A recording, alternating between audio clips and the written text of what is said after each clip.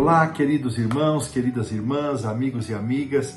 Que prazer estar aqui com você mais uma vez para este espaço de estudo semanal da lição da Escola Sabatina. Eu sou o pastor Hélio Carnassali e estamos juntos nos canais da Safeliz, que nos proporciona essa oportunidade tão especial. Falando em Safeliz, aproveite para se inscrever no link que aparece aqui na tela. Ao se inscrever, você receberá no seu WhatsApp o acesso direto ao estudo da lição, receberá as novidades e as últimas notícias da Safeliz. Aproveite também para pôr em prática o Cs da comunicação. Curta, comente, compartilhe. Muita gente recebe a lição compartilhada que de outra forma não seria alcançada. Então, continue fazendo isso. E também envie o seu pedido de oração.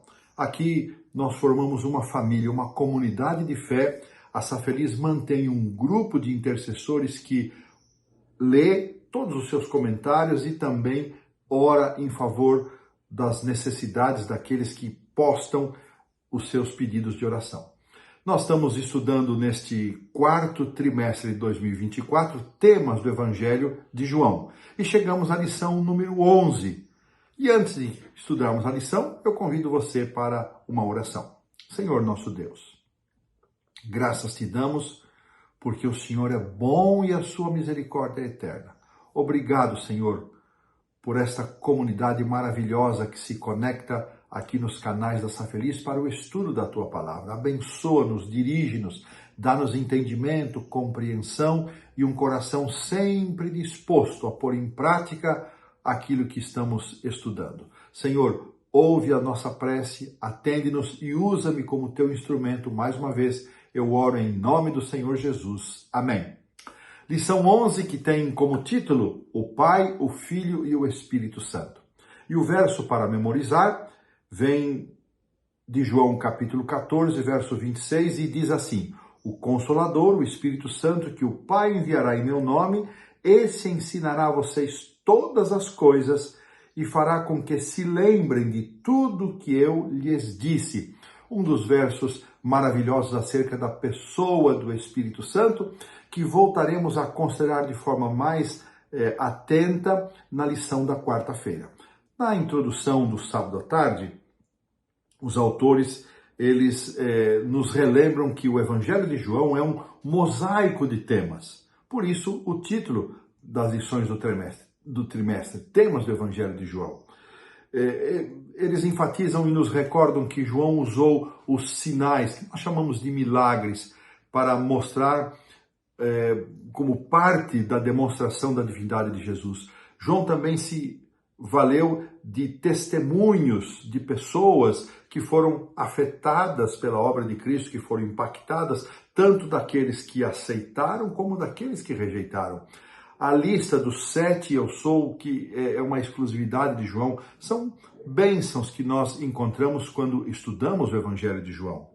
E nesta semana, de uma forma muito especial, dentro já das lições que focalizam a última fase do ministério de Jesus, a última semana de forma mais específica, e ainda indo mais direto ao ponto, naquele momento de intimidade de Jesus com os discípulos, os discursos finais, nós iremos considerar nesta lição o tema do Espírito Santo, vamos considerar o relacionamento de Jesus com o Pai e também os pontos altos da oração intercessora do capítulo 17. A partir da próxima semana, nós já vamos para as cenas que antecedem a crucifixão e a própria crucifixão, ressurreição, e caminhamos para o encerramento do livro.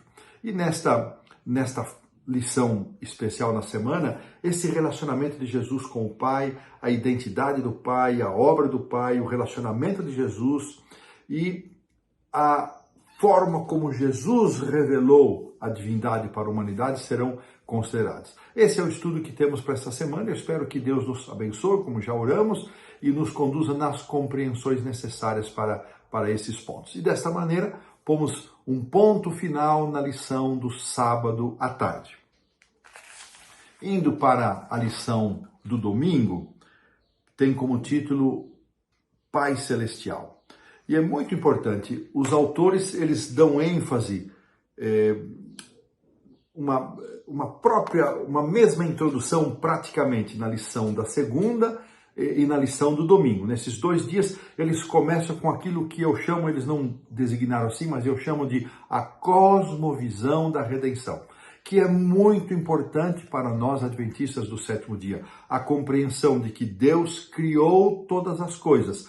Pai, Filho e Espírito Santo estão eternamente juntos no passado, presente e futuro. Algo que nossa compreensão não alcança. Até porque não é propósito da Bíblia nos explicar a Deus, nos esclarecer acerca de todas as questões acerca da pessoa de Deus. Isso não é o propósito da palavra de Deus. A palavra de Deus é revelar o desejo de Deus para a nossa salvação, o seu plano de redenção. Então, a Trindade reunida em conselho decide criar a humanidade, o homem ele é criado e antes disso nós sabemos da entrada do pecado, a origem do mal. Esse mal se instala com o consentimento dos nossos primeiros pais aqui nesse mundo e Deus então põe em prática, põe em ação o seu plano de redenção. Então esses aspectos, essa cosmovisão redentiva, ela é muito significativa para nós.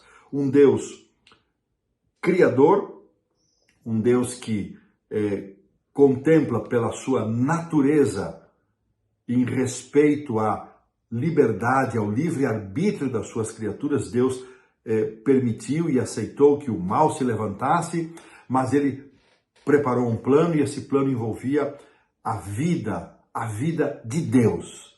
Esse é o grande ponto. Quando Deus disse para Adão e Eva, certamente morrereis, ele não disse que ele morreria, mas o pecado acarretou na morte de Deus. E por que Deus? Porque só Deus tem vida em si mesmo e só Deus poderia dar a sua vida e tornar a tomá-la. Então, na nossa cosmovisão redentiva, um Deus criador cria tudo perfeito, origem do pecado, surge o mal se instala na terra e Deus põe em prática o plano de redenção que envolvia uma morte vicária, uma morte de substituição. E com esse contexto, os autores, eles enfatizam tanto o início da lição do domingo, quanto a lição da segunda-feira, para demonstrar que o agente divino que se dispôs a vir para assumir a natureza humana, para que aqui vivesse, e então em perfeita submissão, humildade e obediência aos planos de Deus e desse a sua vida, foi a pessoa do Senhor Jesus Cristo, a segunda pessoa da Trindade. Quando falamos em primeira, segunda e terceira, nós não estamos falando em hierarquia, não estamos falando que um é superior e o outro é subordinado. Os três pertencem ao mesmo nível de poder e autoridade. Esse compartilhar da Trindade, da divindade, é muito importante para que nós não elejamos uma pessoa da Trindade que é o bonzinho, que é a pessoa do Senhor Jesus, o outro que é o exigente, que é Deus o Pai. Essas figuras não podem permear a nossa mente porque elas desfiguram, elas comprometem a nossa compreensão de um Deus que é triuno, um Deus que é harmonioso em todos os seus propósitos. E é muito interessante, nós vamos enfatizar isso, e eu quero começar lembrando aqui de João 1, é um texto que nós vamos precisar dele várias vezes, 1,18, quando João Batista dá o seu testemunho acerca de Jesus, ele diz: ninguém jamais viu a Deus. 1,18, o Deus unigênito que está no seio do Pai é quem o revelou. Esse texto é de uma importância capital, fundamental, porque ele nos afirma que o Deus unigênito, o único Deus, e aqui João se refere à pessoa do Senhor Jesus Cristo, é o único que tem autoridade, capacidade, possibilidade de nos revelar quem é Deus. E foi exatamente isso que Jesus fez. Em sua obra, muitas vezes ele se referiu à obra de Deus o Pai. E a pergunta 1 de nossa lição de domingo traz essas ações que Jesus atribuiu ao Pai. Então vamos considerá-las. Aqui são 5 blocos diversos e nós vamos aqui destacar. Começando com a história de Nicodemos, vamos recordar isso. Deus amou o mundo, o verso mais amado talvez do Evangelho de João. Deus amou o mundo de tal maneira que deu seu Filho. Ou seja, Deus participou desse processo redentivo na mesma intensidade. E confirma-se em João 6,57, no mesmo verso 17, que Deus enviou o seu Filho. São expressões para afirmar a unidade da Trindade no processo redentivo. Então, João aqui registra as palavras de Jesus, ditas a Nicodemos, que as ações redentoras, elas se originam com o Pai. Depois, lá na sequência do diálogo do milagre, né, do sinal da cura do paralítico de Betesda, Jesus então nos afirma que o Pai não julga, mas ele confiou o julgamento ao Filho. Interessante, Cristo é o agente principal na questão do julgamento. E vamos sempre entender, não há hierarquia entre a divindade, mas há funções específicas. E Jesus menciona que o julgamento dele é justo, ele faz um julgamento justo, porque está em harmonia com seu Pai, que é também um Deus justo. Depois Jesus afirmou que o pão que no milagre da multiplicação dos pães, que o pão que aquela geração comeu não foi dado por Moisés, foi o Pai que enviou aquele pão. E a eles lhes custavam aceitar e admitir isso. Então o verdadeiro pão é dado pelo Pai. E Jesus então se apresenta como pão da vida para também atestar a sua origem celestial. E Jesus também afirma que o Pai permanece em Jesus e faz as suas obras. Ou seja, as obras que Jesus fez foram obras realizadas, dadas pelo Pai. João 6,45, o Pai é aquele que ensina a todos. Aqueles que ouvem e aprendem a respeito de Jesus, o fazem, aprendem e são ensinados pelo Pai. E finalmente, tudo aquilo que for pedido, Jesus afirmou, em nome do Pai, isto será pedido ao Pai, em nome de Jesus será concedido. Veja que é interessante que nesse bloco de 5 conjuntos de textos, nós temos 4 ações positivas, uma também positiva, mas posta de uma forma diferente, que Deus não julga, o julgamento foi entregue a Jesus. Desta maneira, esses versículos que descrevem o Pai o mostram em estreita ligação com a pessoa do Senhor Jesus Cristo. E esse é o tema que nós vamos estudar agora logo a seguir. Desta maneira, nós colocamos aqui um ponto final na lição do domingo. Avançando para a segunda, que é um desdobramento, vamos... Na verdade, os autores fizeram uma divisão aqui, tentando ser didáticos e pedagógicos, mas eles vão e voltam nos textos e usam os mesmos textos, e isso só nos ajuda a reforçar a compreensão. Inclusive, os textos que apareceram na primeira parte da lição do domingo, eu preferi usá-los agora, aqui na lição da segunda-feira, é o último parágrafo antes da pergunta número 1, e esses textos asseguram a certeza do seguinte: João 10:30, o primeiro texto, eu e o Pai somos um.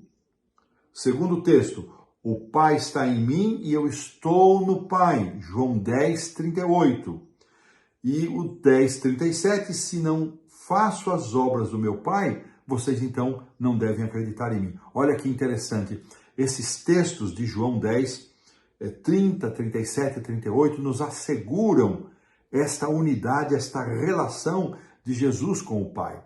E os autores buscam, na pergunta 2, que está na segunda-feira, fazem um resgate da iniciativa de Deus em busca do ser humano. E eu acredito que essa iniciativa, esse plano redentivo, Jesus assumiu esta função. E Gênesis 3, de 7 a 9, nos dão conta que quando Adão e Eva pecaram, eles ouviram a voz de Deus no jardim, se esconderam porque tiveram medo, e depois então, no verso 9, ouvem a pergunta: Adão, onde estás? Eu gosto demais desse texto. E o Patriarcas e Profetas, na página 26, nos falam que o casal, antes do pecado, eles recebiam visita dos anjos e de Deus, Pai, Filho e Espírito Santo, que não só estavam em contato, em comunhão, mas os ensinavam, os instruíam. E o Comentário Bíblico Adventista, o volume 1, que comenta o livro de Gênesis, na página 216, também nos diz que todos os dias, pela viração do dia, ou seja, ao pôr do sol, Deus dava uma passadinha ali. Eu gosto dessa imagem, Deus dando uma passada pelo jardim, Jesus se apresentando ali entre eles como representante da divindade, para bater um papo com eles, como é que foi o dia, o que aconteceu, e ali e era uma conversa com o casal. Não estava aqui Adão privilegiado e Eva, não, posta de lado. O casal participava desta conversa. E sabe, irmãos, esse registro de Gênesis, eu gosto de dizer que se toda a Bíblia se perdesse e só fosse conservadas estas duas palavras, onde estás, nós teríamos a mensagem necessária para a salvação do ser humano, porque o onde estás, Deus deixando o seu trono no céu, descendo até onde se encontra o ser humano caído para procurá-lo, para resgatá-lo. Onde estás é o resumo da obra da redenção. Um Deus que deixa o seu trono, se apresenta para a salvação do ser humano. Esse é o resumo. E na obra que Jesus realizou, na obra de redenção, o Pai e o Espírito Santo estavam unidos juntamente com o Filho, embora Jesus Cristo tenha sido o agente da divindade para pôr em prática esse projeto. E tanto Jesus menciona que ele foi enviado pelo Pai, como ele dizia, eu me apresentei, eu me dispus a vir, eu dou a minha vida porque eu vou tomá-la. Então, é sempre entendida essa questão como uma questão não hierárquica, um que é superior, que é o Pai, o outro que é inferior, não, de forma nenhuma, o outro mais inferior ainda, que é o Espírito Santo, de forma nenhuma, os três juntos, unidos. E a lição faz questão de dizer isso ao resgatar o início, né, do Gênesis, onde a Trindade também esteve unida ali na criação. E depois, então, na pergunta 3 da parte de segunda-feira, nos é destacado, nos é perguntado a respeito da esperança que temos quando lemos nos textos apresentados do Evangelho de João acerca desta ação redentora, desta ação salvadora. E eu confesso a vocês que eu achei que os autores demoraram para colocar aqui um texto de desejar a todas as nações, mas agora ele apareceu. Está na página 423 e esta expressão que Ellen White escreve está no contexto da ressurreição de Lázaro. E nesse contexto ela escreve: em Cristo a vida original, não emprestada, não derivada. Há um grupo de pessoas, um grupo religioso, que se dizem cristãos, que não aceitam a eternidade de Cristo, aceitam que Cristo ele surge a partir de Belém e que o Espírito Santo, Belém da Judéia, no seu nascimento, que o Espírito Santo é apenas uma força, que decorre, uma energia que decorre do Pai, despersonalizando assim o Espírito Santo. Nós não aceitamos isso, acreditamos que Pai, Filho e Espírito Santo, os três unidos, possuem essa vida original, não emprestada, não derivada. Não tem um que surgiu antes do outro e concede ao outro vida. Não, os três unidos, juntos, eternamente. E eu destacaria, queridos irmãos, além do capítulo 10, os versos que nós mencionamos, o 30, 37 e 38, eu quero destacar aqui o verso 10, quando Jesus disse: eu vim para que tenham vida e a tenham em abundância. Dentro do contexto do eu sou o bom pastor, uma das declarações do eu sou. Então, esse propósito, eu vim para que tenham vida e tenham em abundância, só alguém que possui vida original, não emprestada, poderia dizer isso. Poderia nos oferecer esta vida, a mesma vida que também possui o Pai, que também possui o Espírito Santo. A humanidade, diz aqui a lição, já encerrando a parte da segunda-feira, não conheceu nem reconheceu a Deus. Esse é o testemunho que nos é dado. Ele veio para o que eram os seus não receberam. Ele veio sendo a luz, mas as pessoas amaram mais as trevas do que a luz. Mas esta unidade, Então, mais uma vez aqui eu chamo a atenção, somente alguém que estivera eternamente junto do Pai, que era como o Pai, igual ao Pai, é que poderia revelar ao Pai. Então, esta unidade de Jesus e tudo aquilo que Jesus realizou aqui enquanto esteve cumprindo o seu tempo de vida e ministério nesta terra, ele fez e realizou porque o Pai lhe entregou para fazer. Ele se submeteu, mesmo tendo poderes, ele buscou o poder de Deus, o Pai. Ele buscou a presença do Espírito Santo, ele buscou a presença de Deus, o Pai, e já no seu batismo, essa trindade presente foi uma marca do seu ministério. Jesus abriu mão de usar os seus poderes divinos, ele velou a sua humanidade, mas ele não deixou de ser Deus, ele apenas incorporou a nossa humanidade. E assim terminamos a lição da segunda-feira. Avançando então para a lição da terça-feira, vamos fazer na verdade um resgate de algo que já estudamos, acredito que na lição da semana passada, 2 semanas atrás, agora me confundo aqui, mas não importa, a respeito, voltando aqui ao texto de João 1,18. Ninguém jamais viu a Deus. O Deus unigênito que está no seio do Pai é quem o revelou. Esse é o texto fundamental para a lição da terça-feira. E aqui nos é dito mais uma vez, nos é recordado que esse unigênito é o monogenês, é o único da espécie, é o único do gênero, é o único que pode revelar ao Pai. E este revelar vem da expressão exegeomai, que é revelar, aclarar, esclarecer. Então, este Deus unigênito, dito aqui por João, este Cristo Jesus, o único da espécie, o único que, e aí se junta também com o nome Miguel, o único que é semelhante a Deus. Então, este Miguel, apresentado lá em Daniel, apresentado em Judas, este Miguel, este monogenês, este unigênito, esse único da espécie, era realmente o único do gênero que poderia revelar a Deus, o Pai, porque é o único que esteve com ele quando esteve aqui em missão. Claro, o Espírito Santo poderia fazê-lo se ele fosse o agente. Então, este texto é muito interessante. Depois, a lição nos traz uma estatística muito, muito preciosa, dizendo que a palavra Pai ocorre no Evangelho de João 136 vezes. E se nós somarmos a estas 136 menções da palavra Pai no Evangelho, com as 18 que aparecem nas cartas de João, vamos chegar ao número de 154 menções ao Pai nos escritos de João, cartas e Evangelho. E isso significa aproximadamente uma terça parte de todas as vezes que Pai é mencionado no Novo Testamento. E o discurso de despedida de Jesus, os capítulos 13 ao 17, especialmente se concentrando aqui, 14, 15, o 16, e depois na sua oração intercessória, o 17, é um dos textos de João em que ele mais revela o Pai plenamente, especialmente na oração intercessora.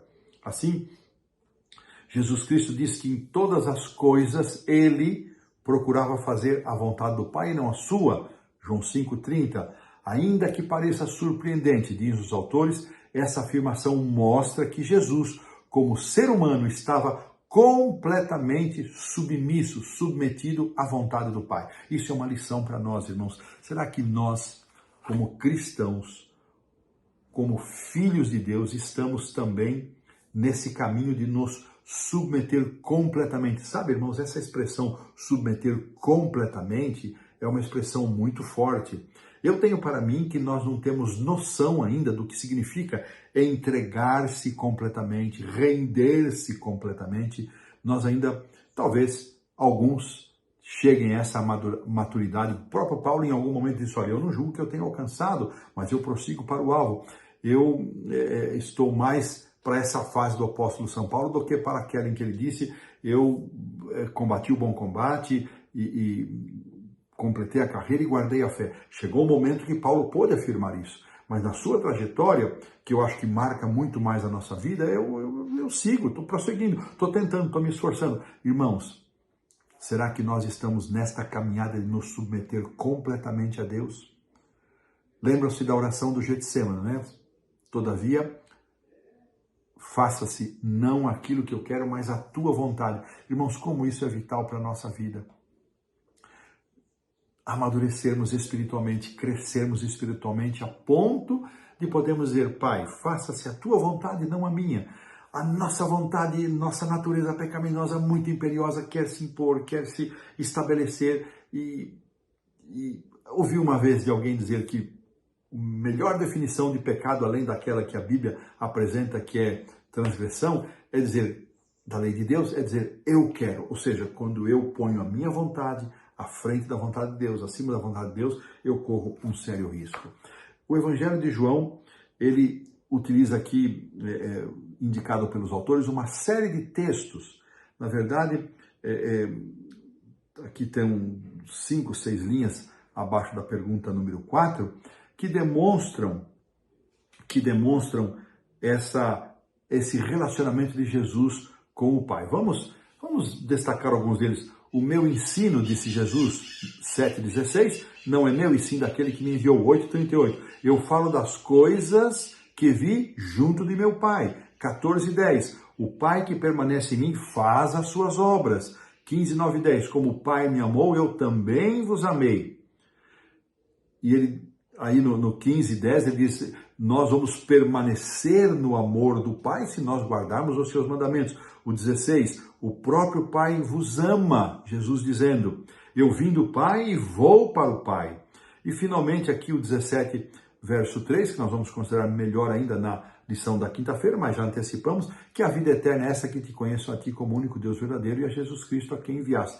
Esse conjunto de textos nos ajuda a entender melhor como Jesus e o Pai estavam relacionados e como pela obra de Cristo, pela vida de Cristo, pelo seu ministério, por suas palavras, ele revelou de forma plena o Pai. Eu quero terminar esta lição da terça-feira lembrando do texto que também já consideramos em parte da resposta de Jesus para Filipe, quando ele disse, pediu a Deus, mostra-nos o Pai, isso nos basta. Jesus disse, Filipe, estou tanto tempo convosco, vós ainda não me conheceis, quem me vê a mim, vê o Pai. Que coisa impressionante.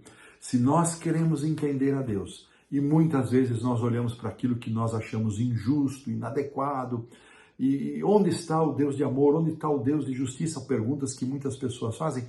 Quando estas dúvidas, porventura, forem para nós uma severa tentação, antes de darmos vazão a essa dúvida, darmos espaço para essa dúvida, para essas críticas à pessoa do Pai, olhemos para Jesus.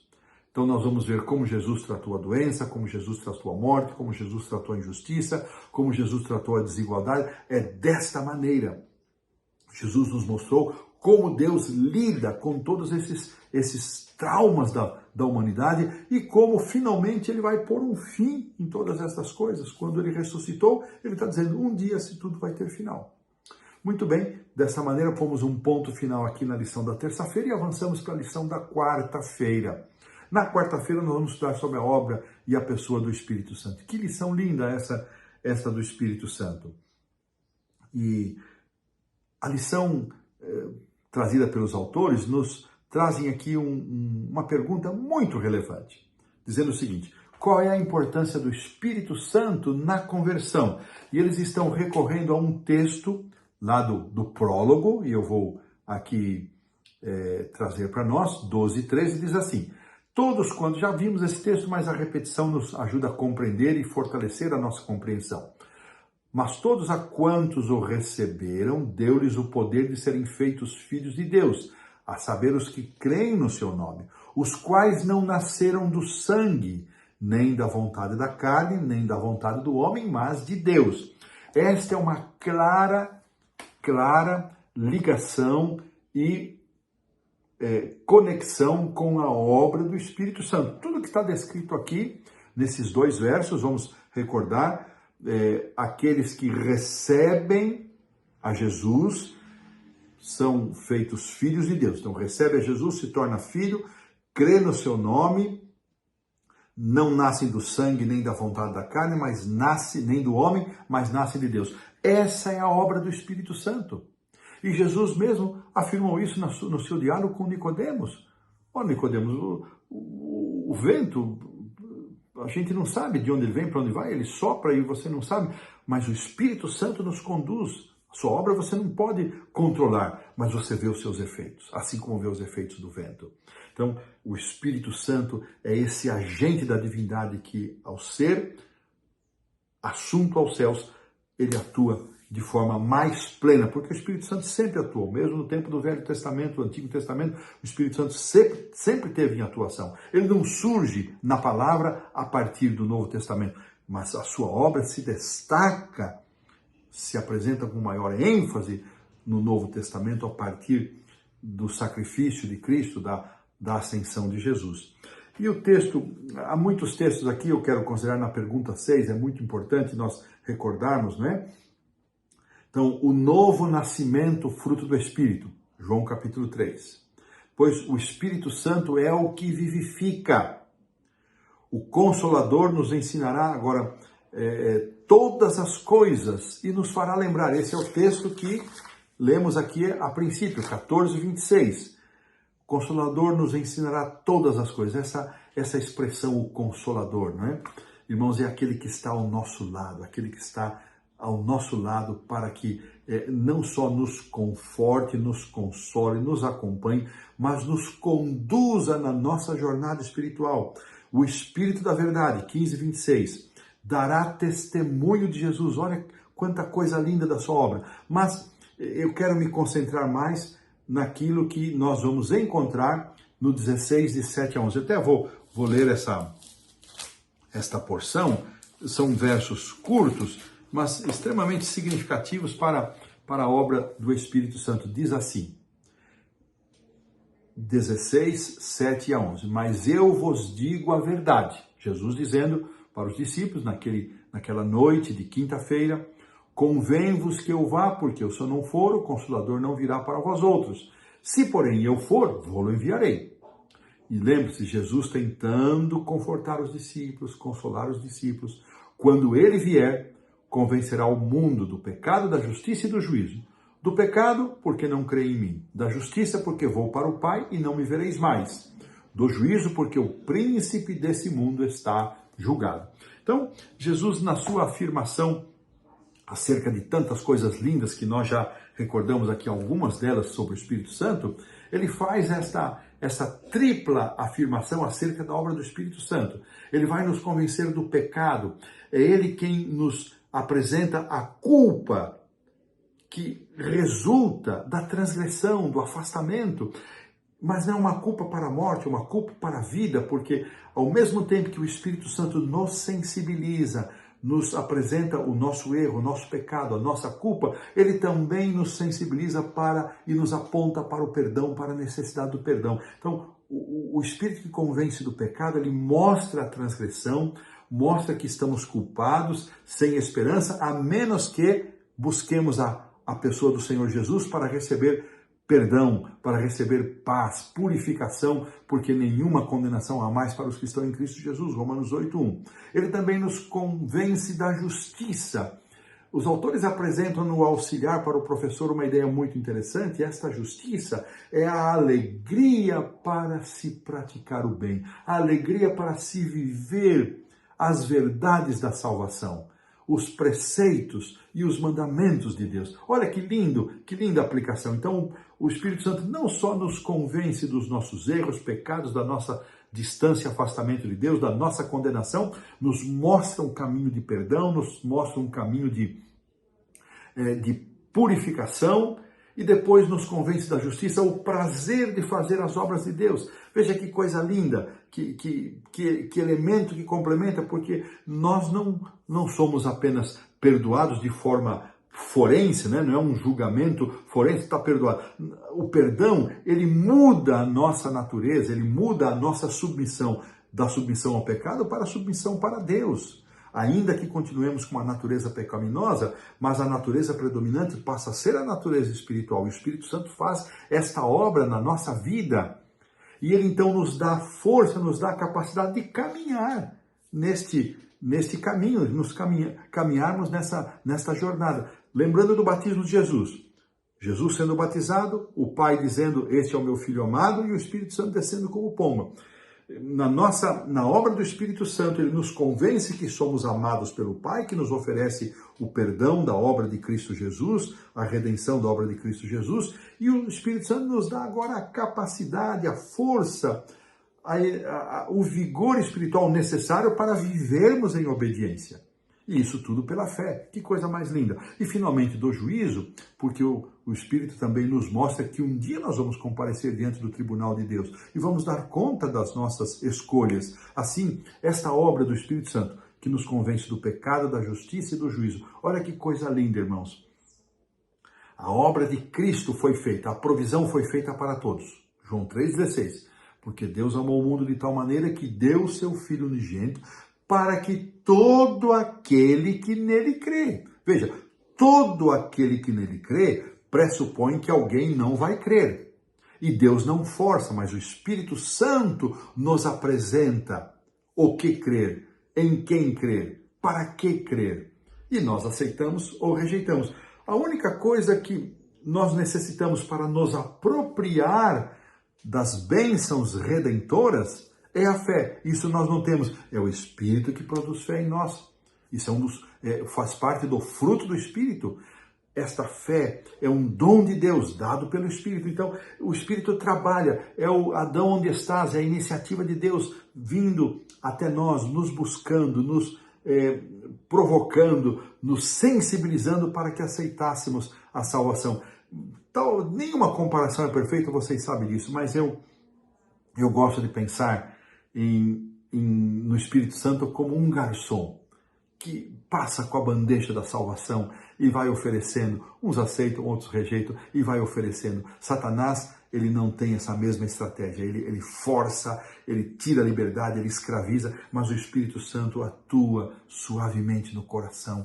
Ele não desiste de nós e graças a Deus por isso. Que coisa linda a obra do Espírito Santo. Eu sinto falta de ter mais tempo, mais espaço na lição para o Espírito Santo, mas foi aquilo que os autores nos trouxeram e nós louvamos a Deus pela atuação do Espírito Santo, este divino Consolador que está junto de nós, está junto do Pai, junto do Senhor Jesus Cristo, trabalhando para a nossa salvação. E desta maneira, pomos um ponto final na lição da quarta-feira. Então chegamos na lição da quinta-feira, onde vamos considerar a oração intercessora ou intercessória de Jesus, registrada no capítulo 17. Irmãos, é um dia de estudo, uma lição, uma porção diária, que, na verdade, nós precisaríamos de uma semana para estudar o capítulo 17. Então, minha sugestão, eu ia dizer conselho, mas é mais uma sugestão. Leia você, meu irmão, o capítulo 17. Eu fiz isso antes de estudar aqui a lição. Faça uma leitura corrida do capítulo 17 de João. Marque os textos que mais falam ao seu coração. E compartilhe isso com os seus irmãos. Se você é um professor de escola sabatina, use essa estratégia. Compartilhe depois isso com os seus irmãos da sua classe. E se você não é um professor, fique para você e compartilhe com um amigo, com alguém que você gostaria. Eu fiz aqui a minha seleção dos textos. Na verdade, se eu for reproduzir aqui todos os textos que eu selecionei, a gente vai cair na mesma vala, né, de extrapolarmos demais o tempo. Mas eu vou ficar então aqui com alguns destaques. Dos destaques que eu fiz, eu selecionei alguns. Começo então com o verso 3. E a vida eterna é esta, que te conheçam a ti, o único Deus verdadeiro, e a Jesus Cristo a quem enviaste. Veja, irmãos, nessa oração Jesus está dizendo que ele nos faz uma declaração do que é vida eterna. Vida eterna, olha bem, irmãos, vida eterna não é obediência, vida eterna não são obras, vida eterna é conhecer a Deus e conhecer a Jesus. É claro que quando nós conhecemos a Deus, o Pai, e aqui incluímos o Espírito Santo também, quando nós conhecemos a Deus, o impacto do conhecimento, ele não é só cognitivo, não é só racional, só de conhecimento.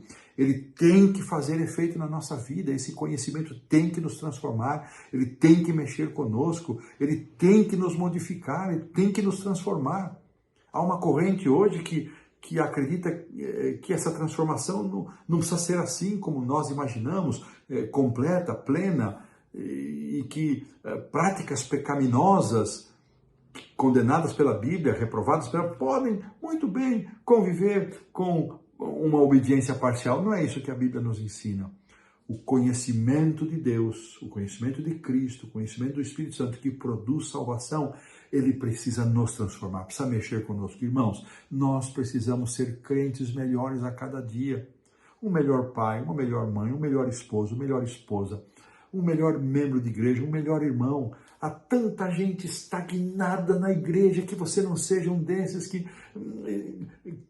congelaram aquela espiritualidade que desenvolveram lá no início da sua caminhada e não avançam além disso. Continuam com desvios de caráter, continuam com traços pecaminosos na sua caminhada. Irmãos, isso é uma negação da atuação do Espírito Santo, é uma negação da obra redentora de Cristo, é uma negação do amor de Deus. Nós temos que ser transformados. Então, um destaque aqui.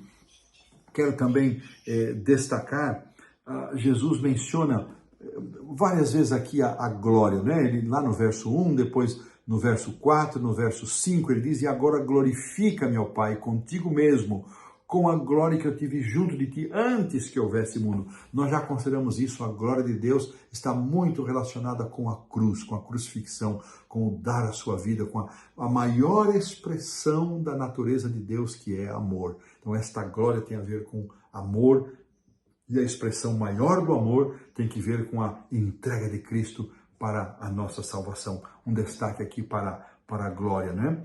O verso 9 diz assim, e o verso 20 também, isso me toca profundamente: é por eles que eu rogo, falando dos seus discípulos.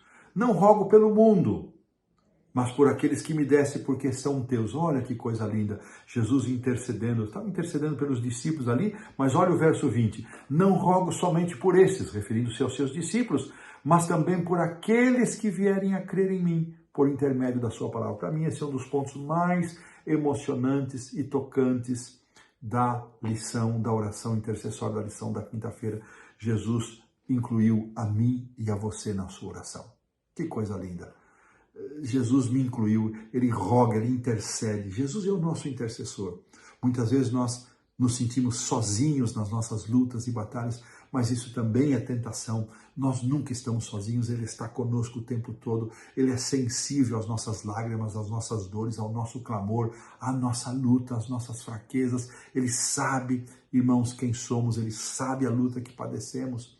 E é por isso que os escritores bíblicos, especialmente o apóstolo Paulo, nos encoraja a irmos até este intercessor, até este sumo sacerdote. Que lindo saber que Jesus orou por mim. E quero fazer um destaque mais, deixa eu anotar onde eu anotei aqui, sim, o verso 24, que eu destaco aqui. Na verdade seria do 21 ao 24, mas vou terminar aqui vou ceder aqui a minha tentação, o 23. Eu neles e tu em mim, a fim de que sejam aperfeiçoados na unidade, para que o mundo conheça que tu me enviaste e os amaste como também amaste a mim. Veja, irmãos, Jesus apela para a unidade dos seus discípulos, para a unidade dos cristãos, para a unidade dos seus filhos, como uma reprodução do modelo da unidade de Jesus com o Pai, e como uma expressão de amor. E é esta unidade dos filhos de Deus, dos cristãos, que será um poderoso testemunho para as pessoas.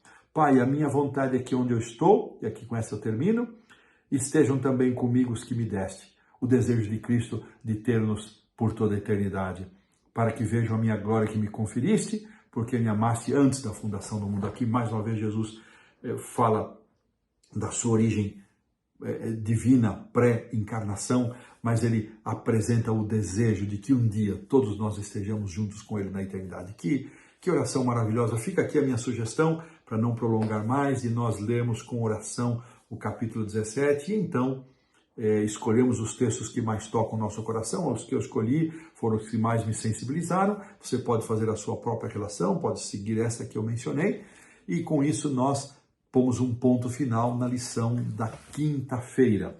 Então, na sexta-feira, eu quero trazer aqui o texto de Desejado de Todas as Nações, páginas 539 e 540, onde nós encontramos o seguinte: o Consolador é chamado o Espírito da Verdade.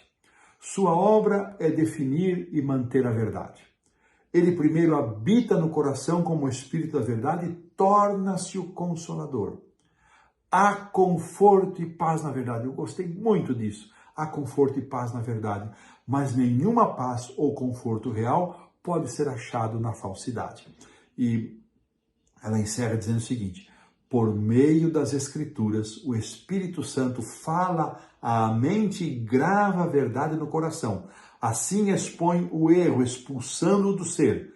É pelo Espírito da Verdade, agindo por meio da Palavra de Deus, que Cristo conduz a si seu povo escolhido. Veja, o Espírito Santo trabalha por meio da verdade, por meio da Palavra da Verdade, por meio das Sagradas Escrituras. E aqui há 3 perguntas para consideração. Eu quero destacar uma delas, a primeira delas, que diz assim: a vida eterna é conhecer a Deus. Isso significa simplesmente conhecer fatos ou alguns fatos sobre Ele? E eles fazem a pergunta: você conhece a Deus? Eu conheço a Deus? Para nós pensarmos, né? No significado de conhecer a Deus e conhecer a Jesus e conhecer o Espírito Santo.